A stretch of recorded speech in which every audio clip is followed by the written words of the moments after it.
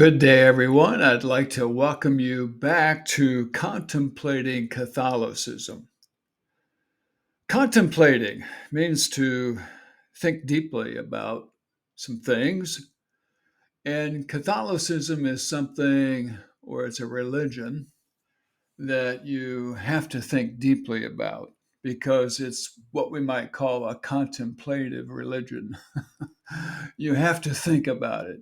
And that's part of the beauty of it, I believe, is that you will never totally understand the Catholic faith.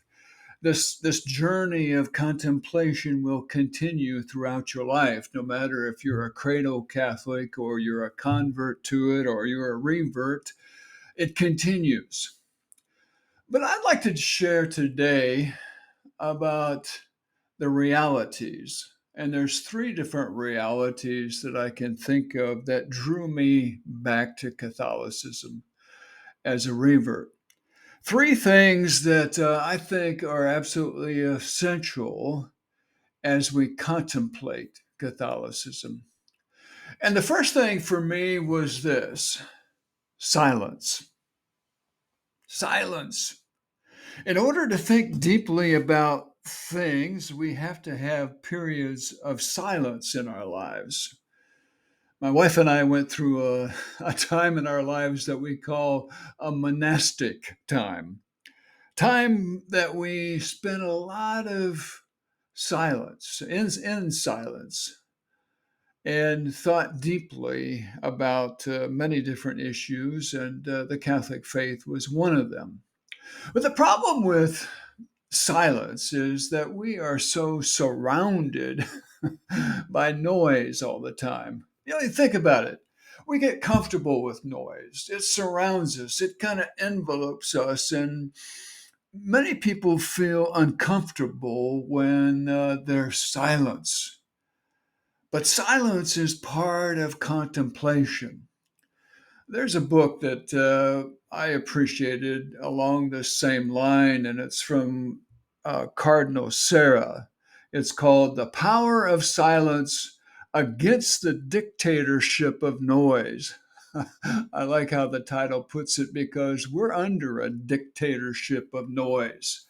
The world is constantly giving us messages that are no good for the soul and many times don't come from the Lord. They come from the world, they come from the enemy, and we're surrounded by it all the time.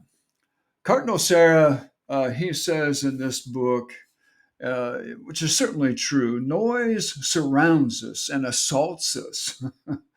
The noise of our ceaselessly active cities, the noise of automobiles, airplanes, machines outside and inside our houses. Besides this noise that's imposed on us, there are noises that we ourselves produce or choose.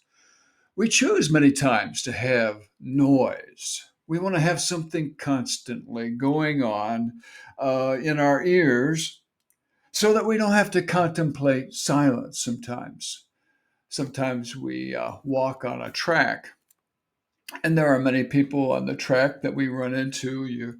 It's about a third of a mile going around the track where we walk, and we run into people. We see them, the regular people regularly, the same ones. But some of them will have the earbuds in, and you try to say hey or something, but they're kind of in their own little world. That's how our world is many times, is that everyone wants to kind of have some noise, something going on. And sometimes it's a way to avoid the inevitable. That still small voice in the depth of our soul, the place where God communicates with us, this place of silence. Reminds me of Elijah in the Old Testament. Elijah, who needed to hear a fresh word from God. And we're told that he was running away from Jezebel, and he goes to a place, and God demonstrates some great noise. There was an earthquake and a storm, but God didn't speak in that way to Elijah. But how did he speak to him? In a still, quiet voice. God spoke to him. The Catholic religion puts a premium on silence, having contemplation. And that's one of the things that, for much of my evangelical experience, I didn't experience this time of silence, of quiet before the Lord. This time to be still and know that He's God. When we were first contemplating going back to church, we had a period of time where we kind of skipped church altogether. Some of that had to do with COVID and other things. And also, we just got busy with life. But we were contemplating going back. And one of the things we did was we went to a mega church, a bigger church. And this was during Easter time. We felt the need to go to church at Easter time, and we went and came into this particular church. And I guess my soul was longing for some time of quietness. But instead, when we came in, we sat in theater seats, and what was up in front was a stage. There were different instruments, people that came out, played the drums, guitar, and a keyboard, and there was a worship chorus across the front.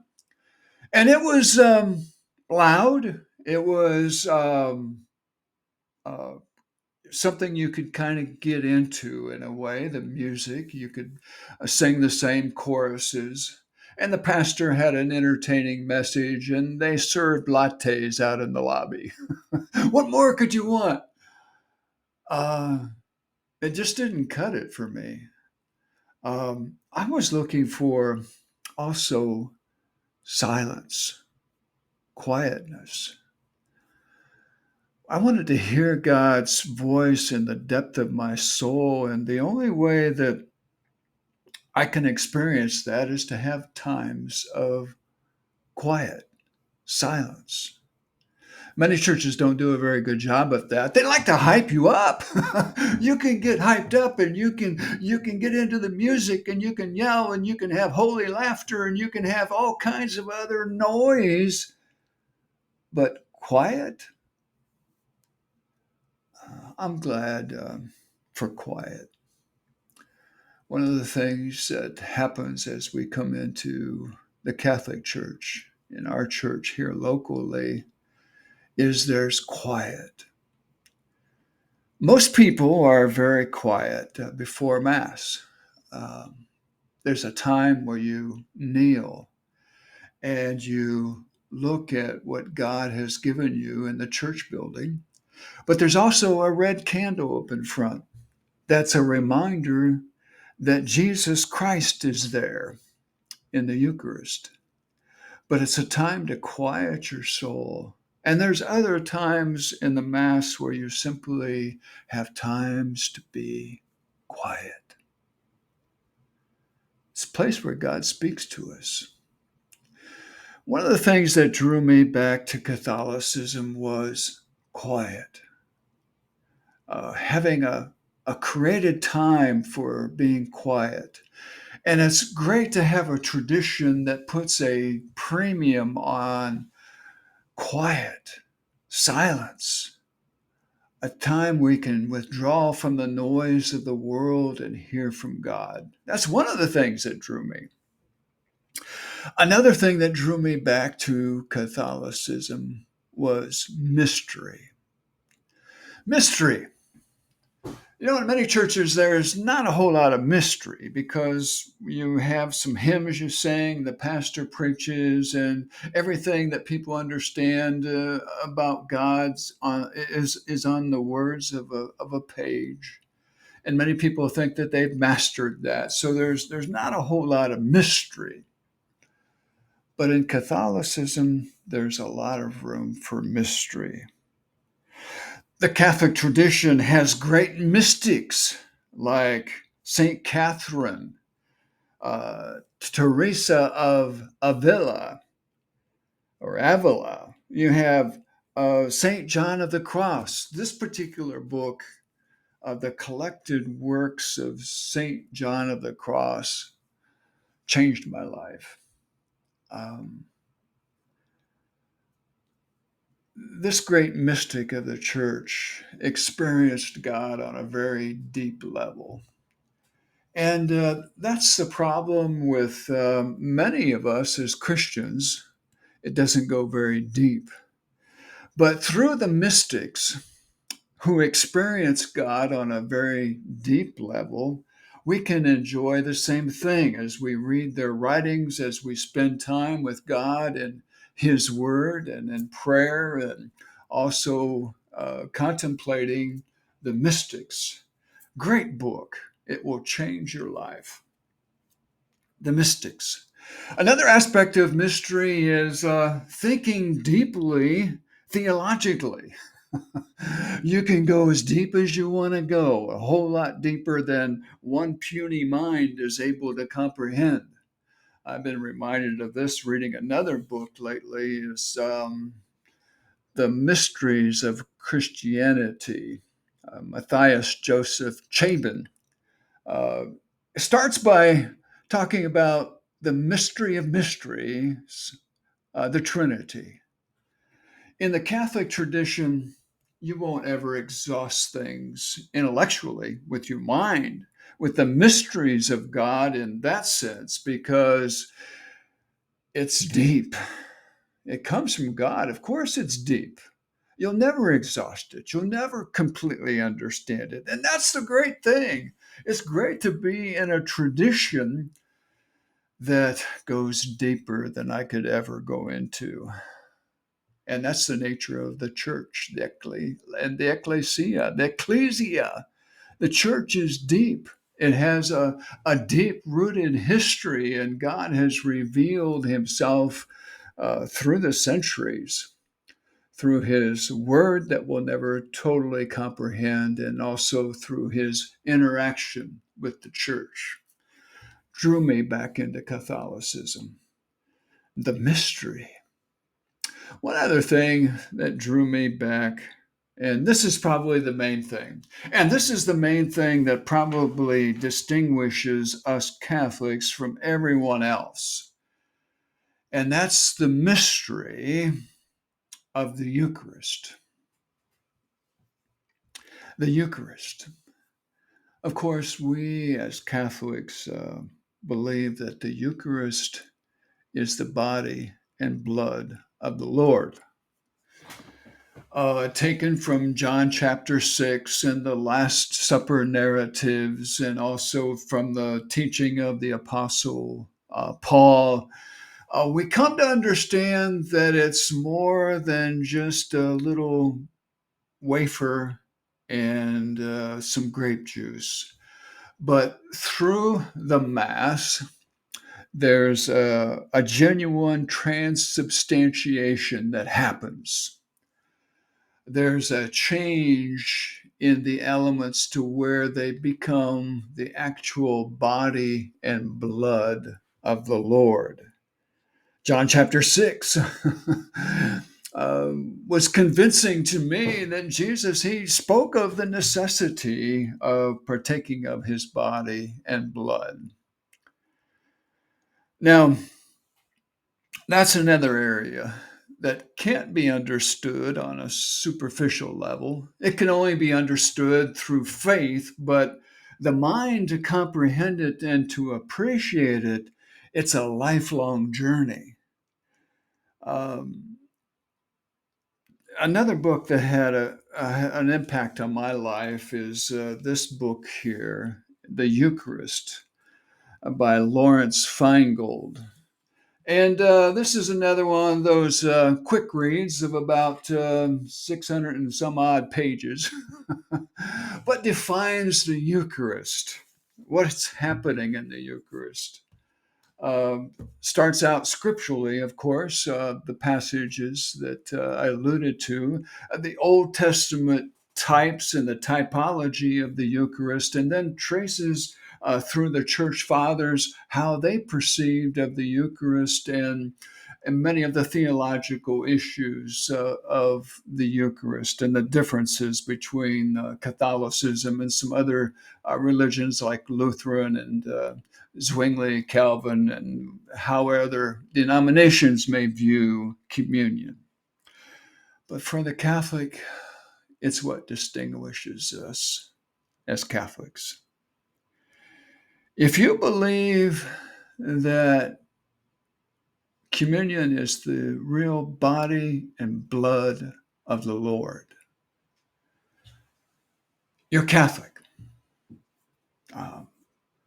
That's the Catholic teaching. And we believe it comes from the very words of Jesus Christ.